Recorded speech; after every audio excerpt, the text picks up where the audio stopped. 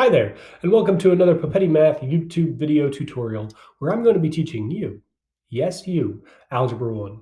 And in this video, we're going to be looking at exercise number 2 in lesson 1 of chapter 5, which deals with simplifying expressions using the quotient property of exponents. So let's take a look at our table above, and in our table above, we have the quotient property, and we just did the product property, so we've covered that one. If you haven't seen the exercise 1 video, you should go back and watch that one. And now we're going to cover the quotient property. And what the quotient property says is when you're dividing exponents with the same base, or powers with the same base, you're going to keep your base and subtract your exponents. Just like the product property said, when you're multiplying, you keep the base and add the exponents. Well, it might make sense that when you're dividing now, you're going to keep the base and subtract the exponents. But again, we're going to look at why that is in exercise number 2, part A.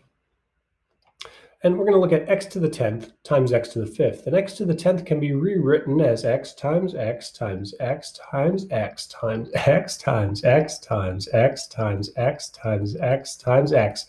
Did I do enough? 1, 2, 3, 4, 5, 6, 7, 8, 9, 10. Awesome. And then that's going to be divided by x times x times x times x times x. Okay, so this is really x to the 10th power divided by x to the 5th. But you know from earlier math that if you have something in the numerator and the denominator, those can cancel out because you're really dividing it by itself, and that's going to give you a 1. And 1 times anything is itself. So we could cancel out this x with this x with this x and this and this and this. Okay, so we've now canceled out all that we can in the top and the bottom of that fraction, the numerator and the denominator. So now what do? Well, we see what's left over. And what's left over is 1, 2, 3, 4, 5 x's in the numerator. So that's going to be x to the 5th power is what remains after we divide.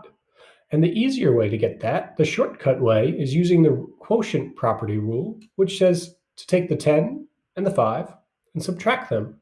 So x to the 10th divided by x to the 5th is x to the 10 minus 5, which gives you 5. So we're going to use that rule for part B now. X to the 14th divided by x to the 2nd is going to be x to the 14 minus 2, and that's going to be x to the 12th. X to the 6th divided by x to the 5 is going to be x to the 6th minus 5th, and that's going to be x to the 1st. But again, we could say that that 1 is the same thing as like just having an imaginary 1 there. We don't need the 1 there, so that's just an x. Either one of those is acceptable. And finally, part D, we have coefficients here, but keep in mind that the exponents are not attached to the coefficients. So what you want to do here is you want to divide the coefficients because these are normal numbers. They don't follow the exponent rules because they're not exponents. So we're going to have 8 divided by 2. And 8 divided by 2 will give you 4. And then you're going to have x to the 4th divided by x to the 1st power. And that's going to be x to the 4th minus 1. And 4 minus 1 will give you 3. So again, if you have coefficients that are not connected to the exponent, then you're going to divide those just as you would divide any numbers in math. And then you deal with the powers that are being divided by each other next. So we got 4x to the 3rd there.